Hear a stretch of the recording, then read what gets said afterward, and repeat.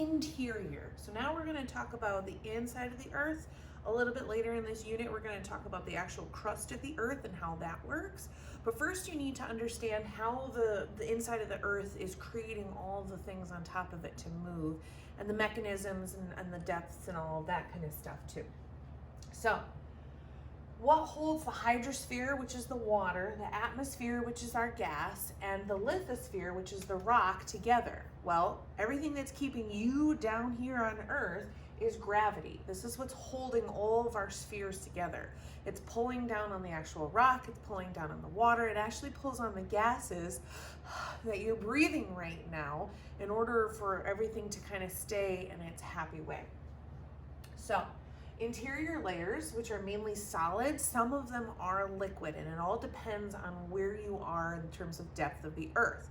And you would think that the core, the inner core, would actually be made of liquid. It is not. The inner core is an actual solid. However, the surrounding core around it, the outer core, that is a liquid.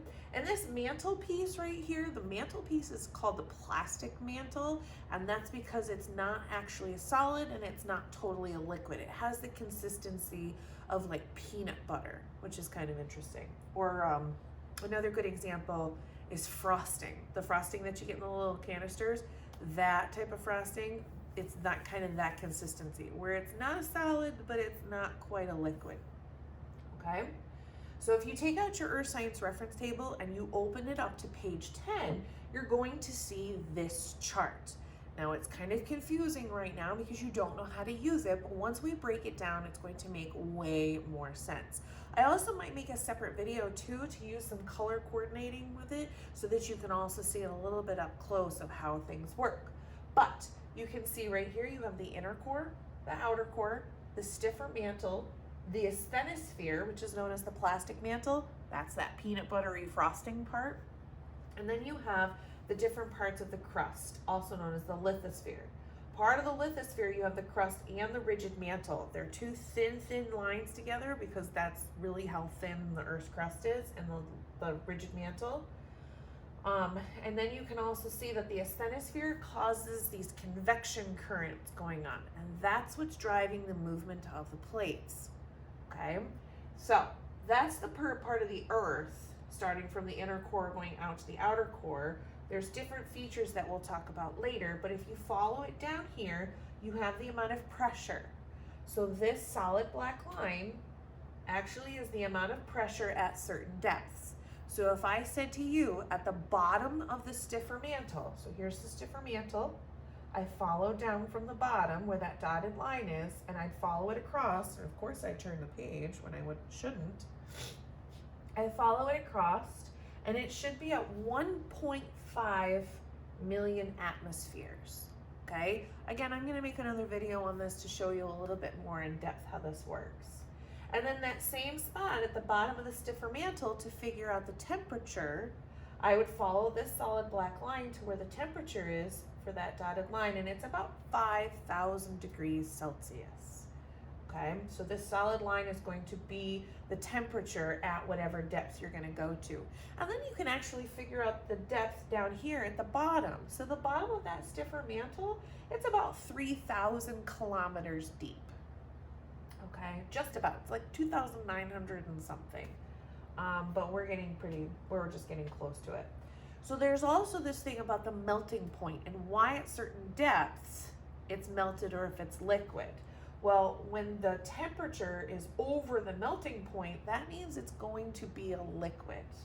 Okay, where mostly everything else, it's below it. But like once it gets to the outer core, the temperature is over the melting point. So when the temperature is hotter than the melting point, it means it's going to be a liquid. When they meet up, that's where it's that peanut buttery frosting consistency. Okay, so here's a picture. You can stop and look at this a little bit more in depth if you choose to, but it shows you the different layers and how thin and how thick they are. And you can see that the crust and the rigid mantle around the outside of the Earth is very, very, very thin. Very thin in comparison to the size of everything else. Okay? So this is also another slice. Like you can see here that it's very thin comparable to everything else. And again, seeing how small and how thin it is compared to everything else on the earth. Okay? So, the lithosphere, it's the crust and the rigid mantle together. It's the dense solid shell of the earth, and it's composed of rocks that are oxygen and silicon, very rich in oxygen and silicon. And the crust is about 100 kilometers thick. So, definition of crust is the thin outermost layer of the earth. And there's two types of crust. You have continental crust. This is really thick, and it's made mostly of granite-based rocks. It's not all granite, but it's mostly made of granite. And it usually has a density of about 2.7. Why? Because granite rock is not as dense as other mafic rocks. So then we have our oceanic crust. This is going to be much thinner, and it's going to be very dense. Why? It's made of basalt, which is a more dense rock, and it's also going to be thinner and denser because it's under the water. Oceanic crust is going to be under the ocean. That ocean is going to push and compress it down because there's so much pressure of water pushing down on it. Where this continental crust, the only thing really pushing down on it is the atmosphere. And the atmosphere really isn't too full of pressure because right now you have the atmosphere pushing down on you and it's not doing anything to you. You're used to it. However, if you were to go to the bottom of the ocean in some places, your head would implode into your brain and you would not be you anymore. Okay? So this is another picture. We're going to get into how these crusts work, but you can actually see in this picture the oceanic crust is much thinner than that of the continental crust. Granite type rock made of basalt type rock. Okay? Thicker, thinner, less dense, more dense. Got to get that in your head about the two different types of crust because they're going to react differently too when they collide, and we'll talk about that in a different part of this unit. So then you have the rigid mantle, which is just below the crust. You can see this on your reference table on page 10. There's the two different lines. The crust is black. That rigid mantle underneath it is not a black line. It's separated by like a whitish line. Okay? And where it separates the two is the moho. And it's also known as the mohorovic discontinuity. It's the layer that separates the mantle and the crust. That is on your reference table on page 10. If you look up at the top, it's over on the right-hand side. Take a peek at it right now. And then underneath that, you have the mantle. The definition is a thick layer, mainly solid, of about 2,800 kilometers thick. And the density is about, excuse me. The density is about 3.4 to 5.6 grams per centimeters cubed. You can also see this on your reference table. It's off over to the right. And this includes the asthenosphere and the stiffer mantle, of which I didn't think I had one of these in front of me, and I do, and I'm gonna look on page 10 and turn it to you so that you can see all of the densities are actually listed over here on this side. And if you notice up here, that's where the moho is. The moho is what separates the crust and the rigid mantle. Okay?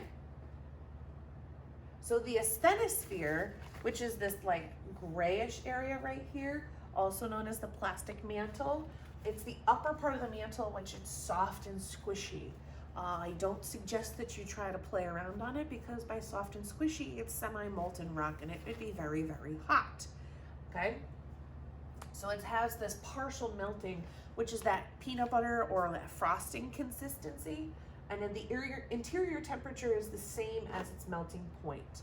And because there's that warm temperature, or the differences in temperature, we do have those convection currents going on, where it gets really, really warm and it rises up, and then it starts to cool down and it's going to drop down, and it's gonna get warm back up again, and it's gonna have these convection currents, which is gonna allow the plates to move on top of it.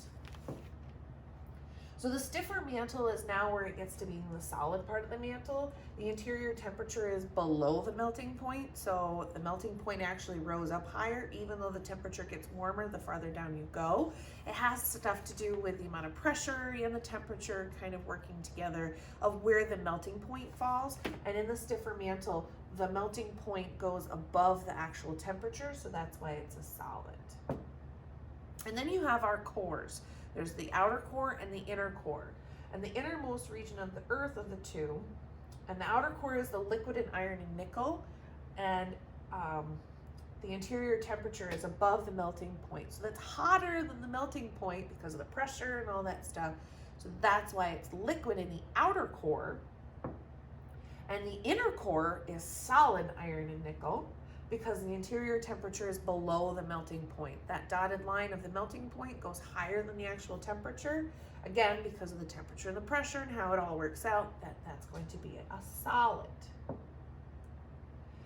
Now, this is a cool picture because it shows you that how plates, when they collide, what happens there. When plates are pulling away from each other, you have mid-ocean ridges.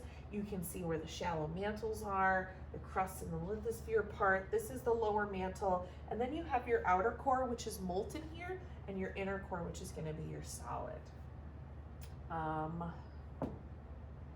that's this. You're going to want to either pause the video and write all this in, or you can go to your notes that I have included in Google Classroom and you can write all this in. But basically it's everything that's on the reference table is on this page that you're going to write into your note packets. And it does it twice. So what happens as you go deeper into the earth? Density is going to increase. You're going to have pressure increase, and you're also going to have temperature increase. You can see that on all of these diagrams. As you go deeper, the pressure increases. As you go deeper, the temperature also increases. And as you go deeper, the density is going to increase. So how do we know what's inside the earth? Because you can say, well, Miss Baker, when you get really deep, it gets too hot. Or we can't drill down very far because you just can't. A rock gets too hard. We don't have anything that's hard enough. Well, these are some pieces of evidence that we have of how we know what's going on in the inside of the earth. They have seismic data. So from earthquakes, and they actually can create earthquakes to be able to have certain readings from them, you can read the S waves and P waves, which we're going to learn about in this unit. There's meteorites that have fallen from Earth, from outer space, that we know Earth was made from those things. So they have found out that there's iron and silicates that possibly have made up the core of our Earth. And those are made up of nickel and iron too. We have drilled holes about 10 kilometers deep.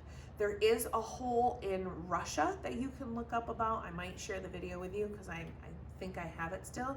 But it tells you and shows you how they've drilled the hole towards the center of the earth and only how deep they get. It's pretty cool.